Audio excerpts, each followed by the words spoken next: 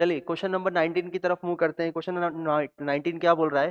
Force जो है 2x² minus 3x-2 की फॉर्म में हमें as a function of x दिया हुआ है। सिलेक्ट द करेक्ट स्टेटमेंट, हमें करेक्ट स्टेटमेंट सिलेक्ट करनी है। स्टेटमेंट्स क्या बता रही है यहाँ पर? हमें वो x पता करना है जहां पर स्टेबल इक्विलिब्रियम है, और इक्विलिब्रियम का मतलब क्या होता है? Net force zero. अगर इक्विलिब्रियम है इसका मतलब क्या है? Net force zero. तो हम लोग लिख सकते हैं F is equal to 2x² minus 3x minus 2 is equal to 0। ठीक, तो ये कितना हो जाएगा? 2x², ये हो जाएगा कितना? 4। ये हो जाएगा 4x प्लस x। ठीक, -2 इज इक्वल टू 0। ये हो जाएगा 2x, हमने क्या लिया? कॉमन लिया, तो ये हो जाएगा x-2 प्लस 1 कॉमन लिया, तो ये हो जाएगा x-2 इज इक्वल टू 0। ये हो जाएगा 2x प्लस 1, 2x प्लस 1, और ये हो जाएगा x-2 इज इक्वल टू 0। तो एक तो आया हमारे पास x is equal to minus half जहाँ पर फोर्स 0 होगा, और एक आया x इज इक्वल टू 2 जहाँ पर फोर्स 0 होगा। तो इन दो पॉइंट्स पर फोर्स 0 हो सकता है। ये जो दो पॉइंट्स हैं x is equal to minus half, x is equal to 2, जहाँ पर पार्टिकल क्या हो सकता है? इक्विलिब्रियम में हो सकता है। फॉर इक्विलिब्रियम हम यहाँ पर लिख देते हैं फॉर इक्विलिब्रियम। लेकिन इक्विलिब्रियम का मतलब ये नहीं कि वो स्टेबल इक्विलिब्रियम में होगा। हमें स्टेबल और अनस्टेबल इक्विलिब्रियम यहाँ पर चेक करना पड़ेगा कि यहाँ पर कौन सी पोजीशन में जो है वो कौन सा इक्विलिब्रियम है।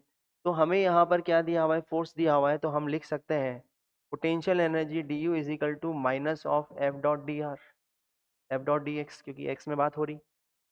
ठीक, तो potential energy u is equal to हो जाएगी माइनस ऑफ एफ, कितना है?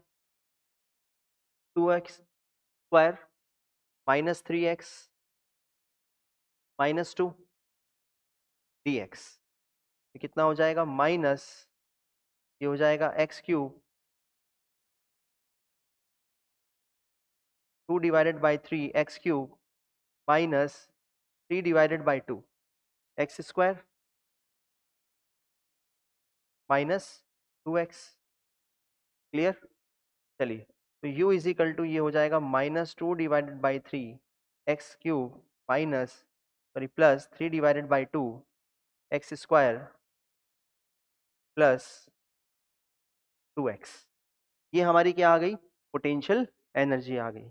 ठीक, तो पोटेंशियल एनर्जी जब हमारे पास आ गई तो हम बोल सकते हैं कि इस पोटेंशियल एनर्जी को अगर हम एक बार डिफरेंशिएट करें, फिर दोबारा डिफरेंशिएट करें, तो using the maximum minimum concept हम यहाँ पर पता कर सकते हैं कि कौन सी एक्स पर पोटेंशियल एनर्जी मिनिमम होगी। तो हम बोल सकते हैं for stable equilibrium, for stable equilibrium, stable equilibrium के लिए हम बोल सकते हैं potential energy should be minimum, potential energy should be minimum, यानी कि मिनिमा आना चाहिए। Potential energy should be minimum.